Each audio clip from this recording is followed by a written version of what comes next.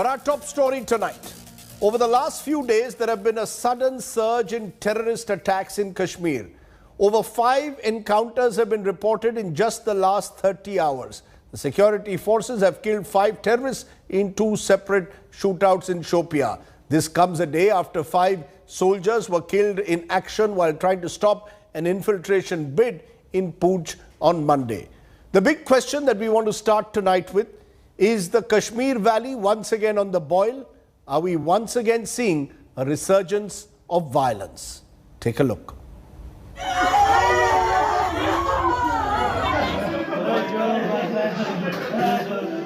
Terror returns to Kashmir. After the targeted killings of 5 civilians over the past 1 week, Jammu and Kashmir has seen a series of gunfights between security forces and terrorists at multiple locations. अंदर छु फसेमित बुझ DSP इमाम साहब तो गुजारिश करन अस cylinder Hans को तैयार तो ये तो करियो सिलेंडर पानी नो जिंदगी जियो तो यू नेबर अत करे खड़ा हथियार त्रे पत्थर इसे तो आखिरी गुजारिश तो you neighbour. A 5th encounter in the past 30 hours broke out on Tuesday as forces intensified their seek and destroy operations. The security forces neutralized 5 terrorists in 2 separate incidents in Shopia. This encounter comes just days after a joint operation to neutralize terrorists resulted in 5 Indian Army soldiers making the supreme sacrifice of their lives in a counter-terror operation in Thana Mandi area of Rajouri.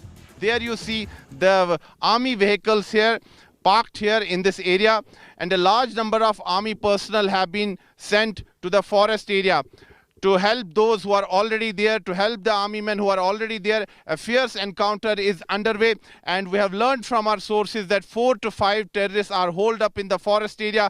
Gunfight is still on. The operation to catch those terrorists is still on. हमारा परसों रात से एक कार्डन and search operation जो है इस general इलाके में चल रहा है, जिसमें हमारे आर्मी जवान जो है वो शहीद हुए. उसके बाद दोबारा एक लोकेशन में टेररिस्ट के साथ कांटेक्ट इस्टेब्लिश हुआ, लेकिन इलाके की नवीयत ऐसी है कि उसमें वो कांटेक्ट जो है उसमें हमें अभी फर्दर प्रोग्रेस नहीं मिली है. The country on Tuesday paid rich tributes to the 5 braves who made the supreme sacrifice of their lives at Thana Mandi, Rajouri.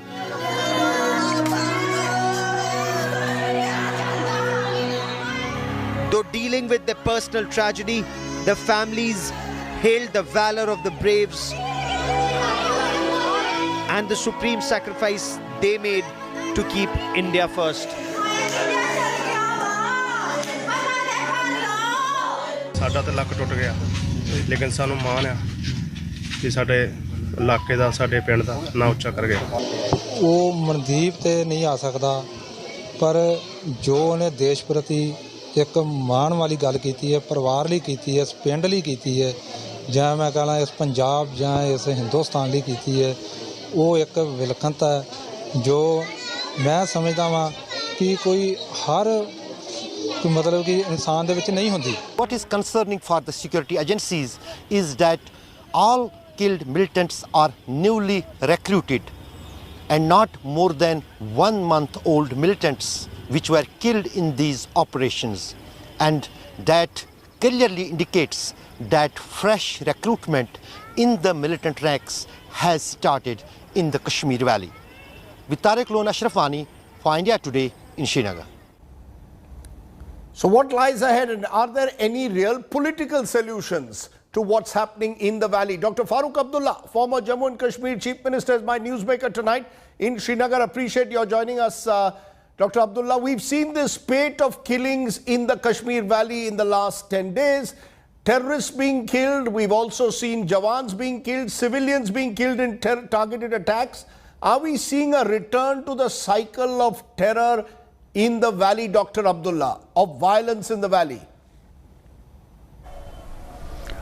Well, I think it has been, we have been thinking of this for a long time.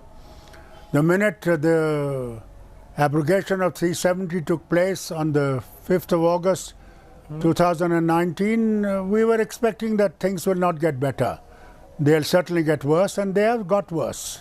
But the fact is, Dr. Abdullah, you're saying that you were sure in 2019 that things wouldn't get better. But the fact is, over the last year, there was a sense that things were getting better. At least that's what the central government and the Jammu and Kashmir LG would claim. The valley was returning to a semblance of normalcy. You were having local elections. The worry now is with targeted killings, many of them being non-Muslims, 7 of them, including Kashmiri Pandit Sikhs. The fear is we could go back to that 1990s period of targeted killings. So it's not just about Articles 370, it's much more about the manner in which these targeted killings are taking place now. Rajdeep, if you remember, it's not just 7 killings, there have been 28 killings, out of which 21 are Muslims that have been targeted.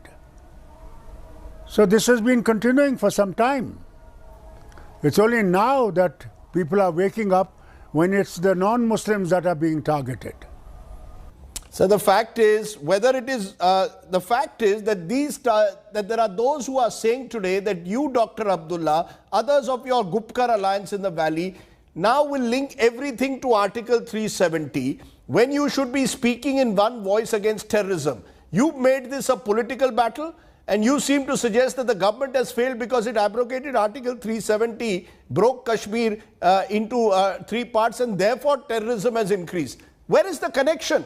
Why not just unqualifiedly first condemn the violence? Don't you think the government has been saying from the very first day that demonetization and the removal of Article 370 is bringing peace to the state? Don't you see that? I never said that. They said it. They said what was happening before will not happen. So why don't you remember that? They've been every day talking that there is peace and peace and peace. Is there peace? There isn't peace, unfortunately.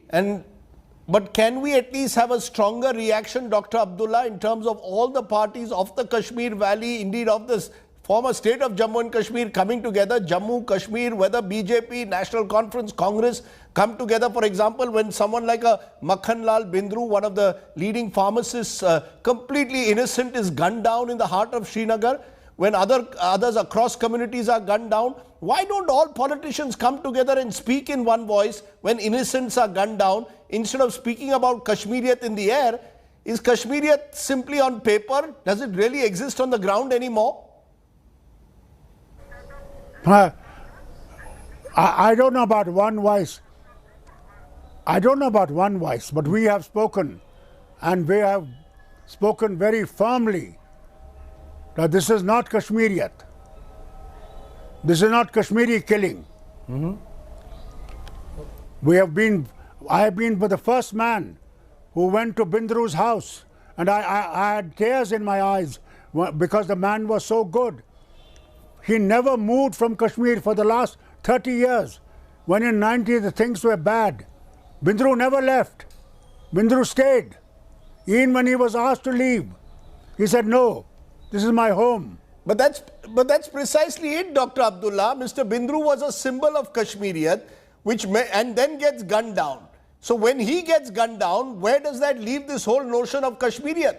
The fact is, Dr. Abdullah, let's not kid ourselves. It's been under threat for the longest time. The fact is that the form of Islamic radical terror that has swept a part of the valley includes today a number of young Kashmiris. Most of the terrorists who have been killed in 2021 are all local Kashmiris, many of them very young, most of them who've taken to terror only in the last few months, some claiming to belong to this new resistance force. Should that worry you, the recruitment of young Kashmiris for terror once again?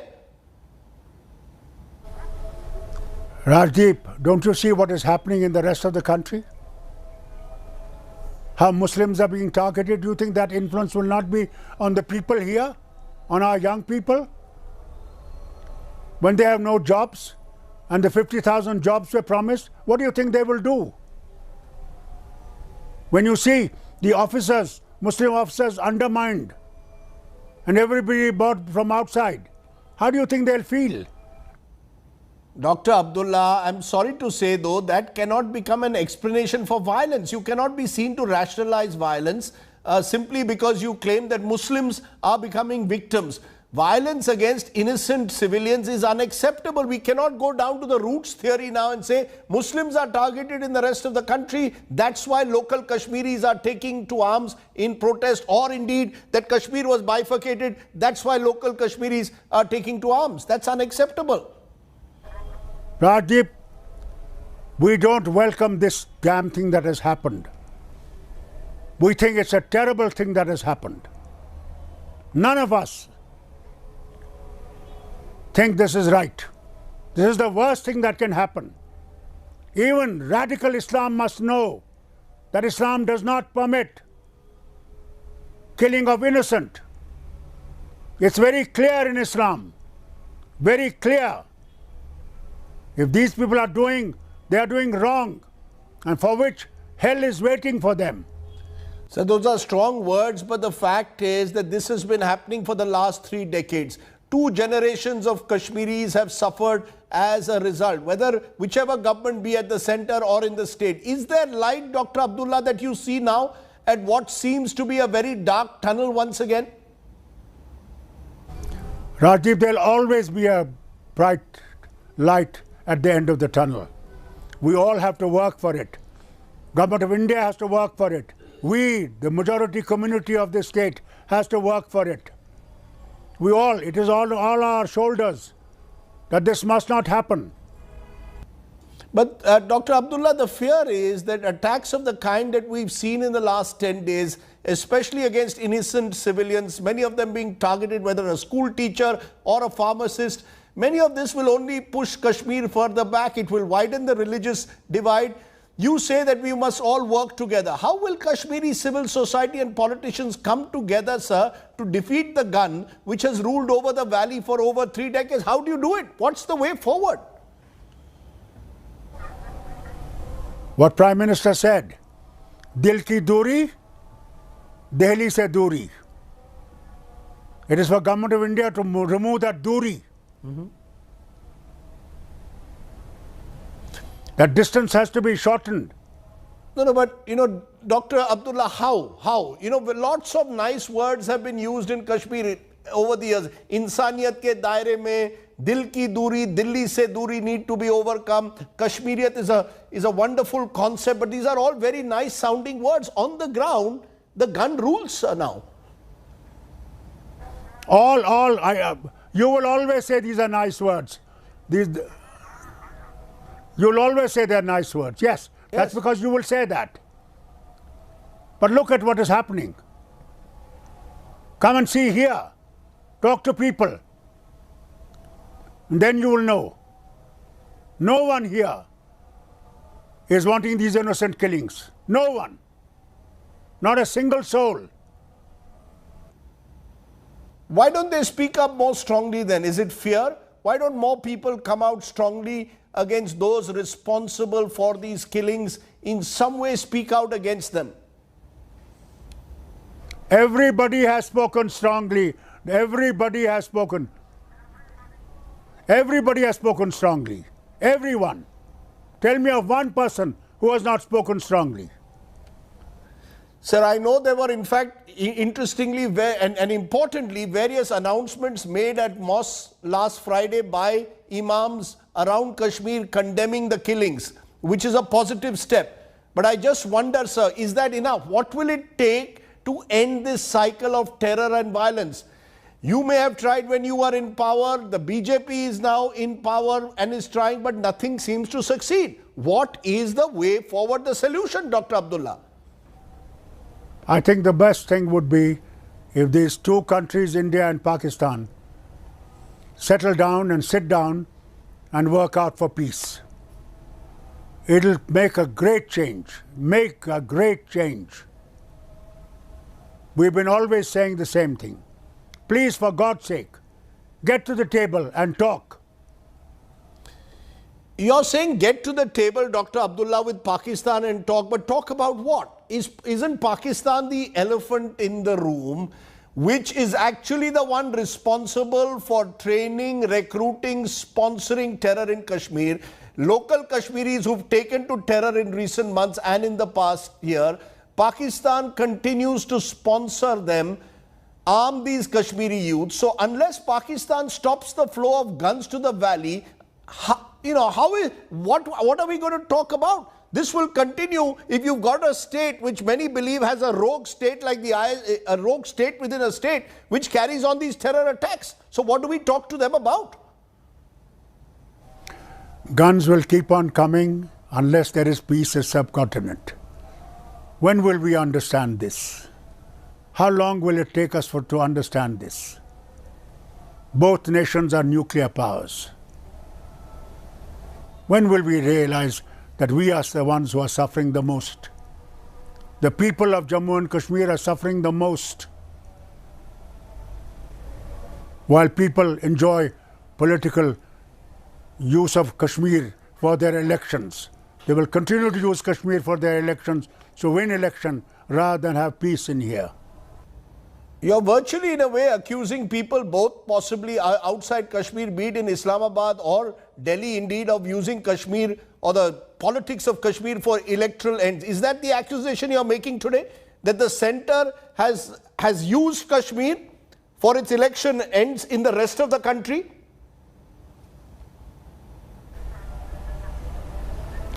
I think it has always been done. From the beginning it has been done, ever since I remember as a child. It's not a new thing. It's not now only.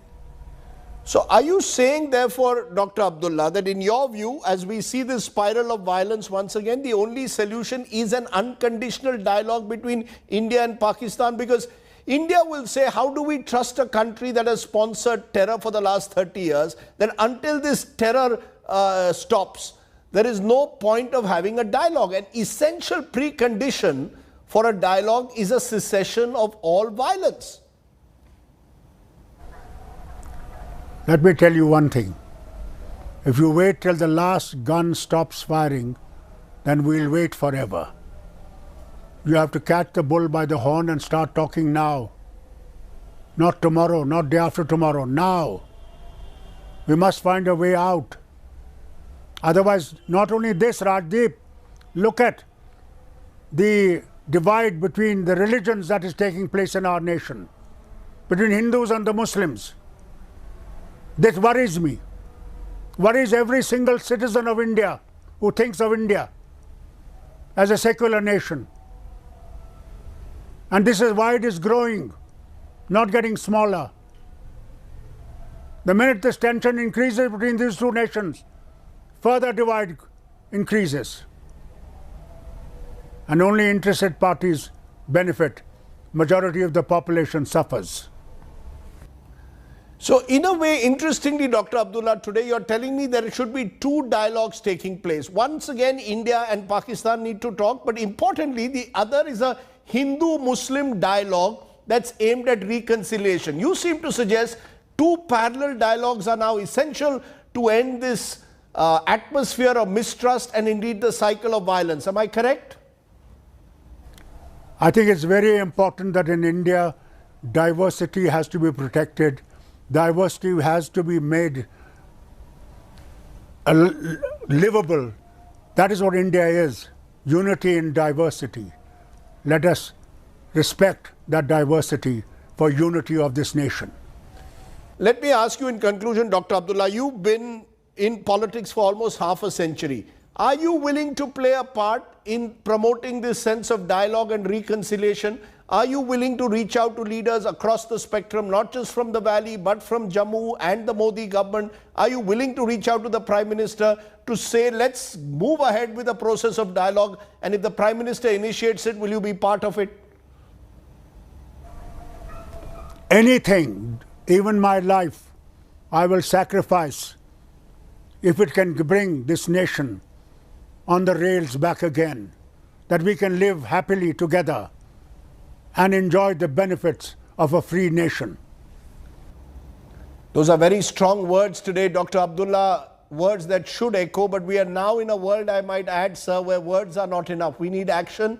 We need action against those in particular who use the gun to kill innocents, be those innocents Hindus, Muslims, or anyone. Innocents are dying, Dr. Abdullah. Rajdeep, not only we need prayers also. Prayers from all to save this nation. And what a bright day nowadays with Navratra. If we pray to the Almighty, maybe we might see peace in our lifetime. Well, Dr. Abdullah, all I can say is we can only hope and pray for the very best. Thank you very much for joining me this evening, Dr. Abdullah. As they would say in Srinagar, inshallah, may those words turn out to be true.